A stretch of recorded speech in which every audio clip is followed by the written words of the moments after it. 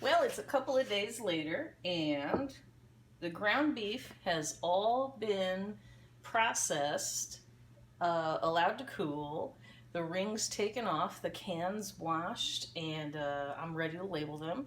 And I've since done a canner load of chicken with 19 pints of chicken, and then I had room for 1 pint of excess broth.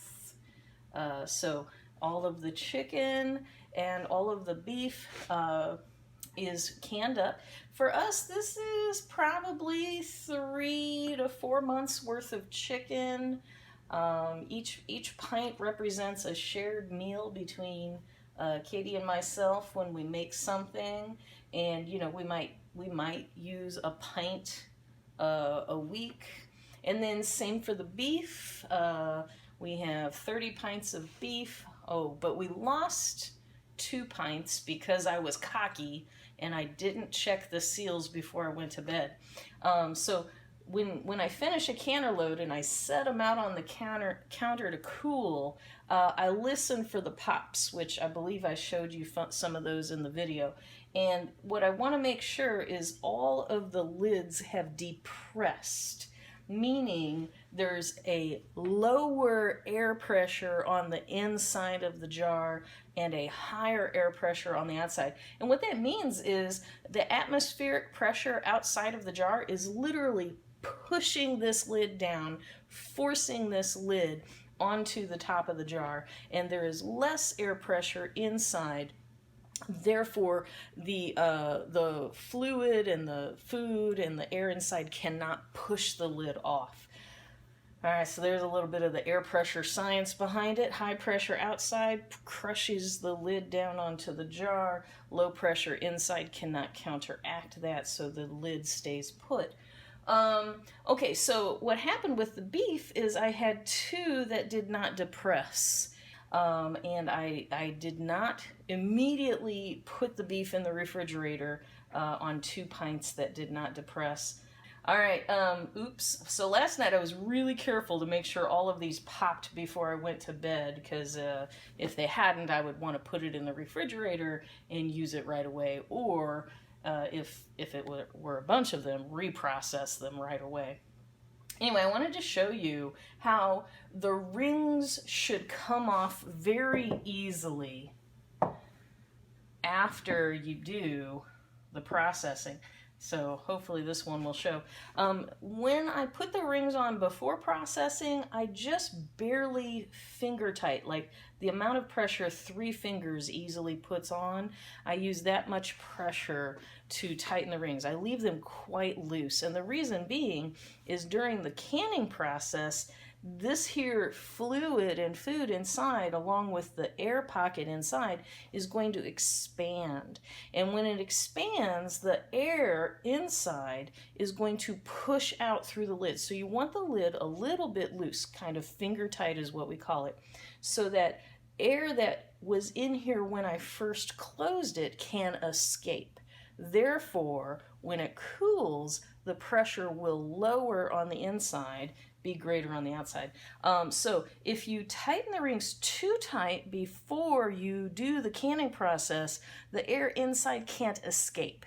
And if the air inside cannot escape, then you end up with problems sealing. All right, now what I want to show you here is in the process of canning, those rings come loose, and we want that. Watch how easy this is to get off of here. All right. That there is less tight than when I actually put it on finger tight. Every once in a while one will get sticky, but these come loose very easily.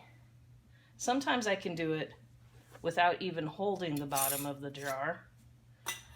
Most of these I have to hold the bottom of the jar. All right, so I take these rings off. Now, some people do not take the rings off of their jarred food. I'm gonna say why I do, and it is recommended that you take the rings off.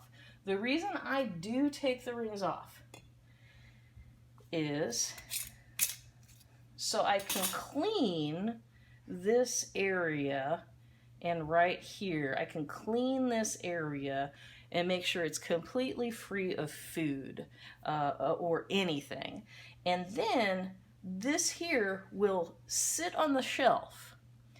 And if for some reason my canning procedure failed and bacteria grow in here, the bacteria are going to produce gases. And when those bacteria that are in there, if it's a failed canning, if they grow and produce gases, the gases are going to push the lid up. So a failed seal will happen if gases are produced by bacteria in a failed can. All right, now think about it this way. If I leave this ring on and we have a failed can and bacteria grow in the food and the bacteria produce gas and the gas pushes the lid up, but the lid cannot raise, what will happen is we will have bad food and what we call a false seal will develop. So the seal will fail, but because the ring is on there, the lid will not move, and then it will reseal just due to moisture and what's inside, and it will be a bad seal. It will seem like it has sealed, but basically that's just crust holding your lid on. Whereas if I keep the ring off and there's a bad canning, when the seal fails, the lid will literally come loose. And that's what I want to happen. So I clean all my jars and remove all my lids before, oh, that one came off very easily, before I put anything downstairs with a date on it. Now, as far as dating these, I put the date they were canned, and then Ball reads on their packaging that these lids are good for 1.5 years. In general, the food we can is intended to be 6 months to 1 year supply. So in general, the food we can does not last longer than 1.5 years. But partly that's because I try not to can anything we don't actually like. In the event of going longer than that, so for example with some fruits we've gone a little longer, we've been really careful about checking the cans before using them. All right, now let's get some pictures of this beautiful food.